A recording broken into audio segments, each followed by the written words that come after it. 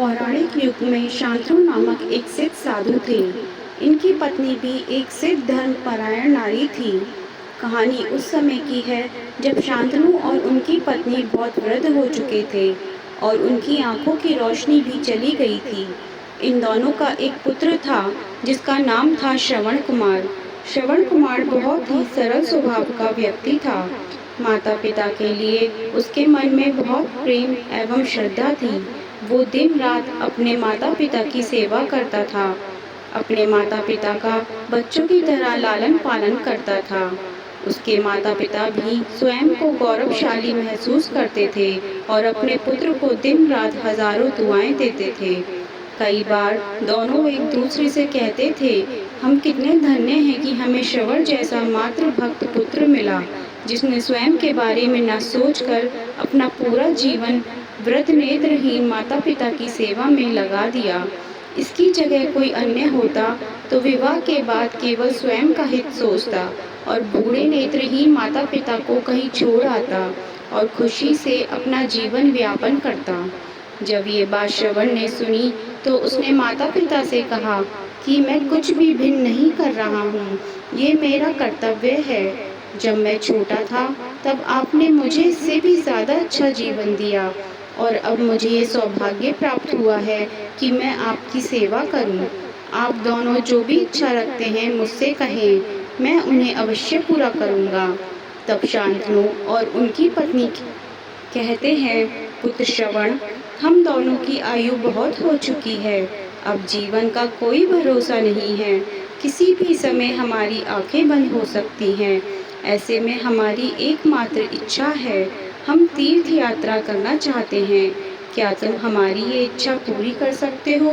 श्रवण कुमार अपने माता पिता के चरणों को पकड़कर अत्यंत प्रसन्नता के साथ कहता है, हाँ पिताश्री, यह तो मेरे लिए परम सौभाग्य की बात होगी कि मैं आप दोनों की इच्छा पूरी करूं।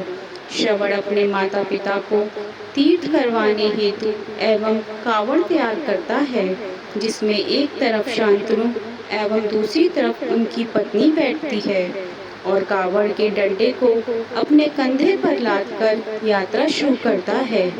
उसके हृदय में माता पिता के प्रति इतना स्नेह है कि उसे उस कावड़ का लेश मात्र भी भार नहीं लगता। अपने पुत्र के इस कार्य से माता पिता का मन प्रसन्नता से भर उठता है और वे पूरे रास्ते अपने पुत्र श्रवण को दुआएं देते चलते हैं। तीर्थ करते समय जब वे तीनों अयोध्या नगरी पहुंचते हैं तब माता पिता श्रवण से कहते हैं कि उन्हें प्यास लगी है। श्रवण कावड़ को जंगल में रखकर हाथों में पत्तों का पात्र बनाकर सरयू नदी से जल लेने जाता है। उसी समय उस वन में अयोध्या के राजा दशरथ आखेट पर निकले थे और उस घने वन में वह हिरण को शिकार बनाने के लिए उसका पीछा कर रहे थे। तभी उन्हें घने जंगल में झाड़ियों के पार सरयू नदी से पानी के हलचल की आवाज़ आती है। उस हलचल को हिरण के पानी पीने की आवाज़ समझकर महाराज दशरथ शिकार के उद्देश्य से तीर चला देते हैं और उस तीर से श्रवण कुमार के हृदय को आघात पहुंचता है, जिससे उसके मुंह से पीड़ा भरी आवाज़ निकलती है, जिसे सुन दशरथ स्तब्ध रह जाते हैं और उन्हें अनहोनी का एहसास होता है और वे भागकर सरयू नदी के तट पर पहुंचते हैं, जहां वे अपने तीर को श्रवण के हृदय में लगा देख भयभीत हो जाते हैं और उन्हें अपनी भूल का एहसास होता है। दशरथ श्रवण कुमार के समीप जाकर उससे क्षमा मांगते हैं। तब अंतिम सांस लेता श्रवण कुमार महाराज दशरथ को अपने वृद्ध नेत्रहीन माता पिता के बारे में बताता है और कहता है कि वे प्यासे हैं, उन्हें जाकर पानी पिला दो और उसके बाद उन्हें मेरे बारे में कहना। और इतना कहकर श्रवण कुमार मृत्यु को प्राप्त हो जाता है। भारी हृदय के साथ महाराज दशरथ श्रवण के माता पिता के पास पहुँचते हैं और उन्हें पानी पिलाते हैं। माता पिता आश्चर्य से पूछते हैं, उनका पुत्र कहाँ है? वे भले ही नेत्रहीन हो, पर वे दोनों अपने पुत्र को आहट से ही समझ लेते थे। माता पिता के प्रश्नों को सुन महाराज दशरथ उनके चरणों में गिर जाते हैं और बीती घटना को विस्तार से कहते हैं। पुत्र की मृत्यु की खबर सुनकर माता पिता रोने लगते हैं और दशरथ से उन्हें अपने पुत्र के पास ले जाने को कहते हैं। कावड़ उठाकर दोनों माता पिता को श्रवण के शरीर के पास ले जाते हैं। माता पिता बहुत जोर जोर से विलाप करने लगते हैं। उनके विलाप को देख महाराज दशरथ को अत्यंत गिलानी का आभास होता है और वे अपनी करनी की क्षमा याचना करते हैं। लेकिन दुखी पिता शांतनु महाराज दशरथ को श्राप देते हैं कि जिस तरह मैं शांतनु पुत्र वियोग में मरूंगा, उसी प्रकार तुम भी पुत्र वियोग में मरोगे।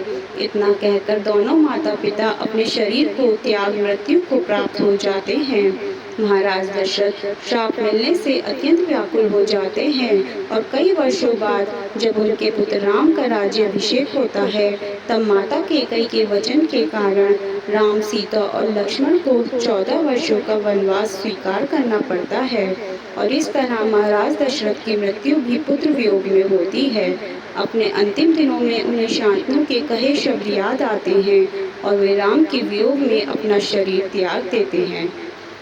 हमें इस कहानी से ये शिक्षा मिलती है कि बिना लक्ष्य को देखे उसे भेदना कई बार आपको गलती का पात्र बना सकता है और आप ना चाहते हुए भी दूसरों के दुखों का कारण बन जाते हैं।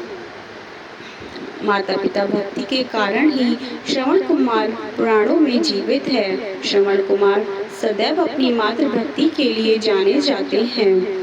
रामायण महाकाव्य में ऐसे कई चरित्र हैं जो हमें वास्तविक जीवन के कर्तव्य को ज्ञान देते हैं। उनमें से श्रवण कुमार की कहानी एक है जो हमें वास्तविक जीवन के कर्तव्य को ज्ञान देते हैं और हमें धर्म एवं कर्म का सही मार्गदर्शन देते हैं।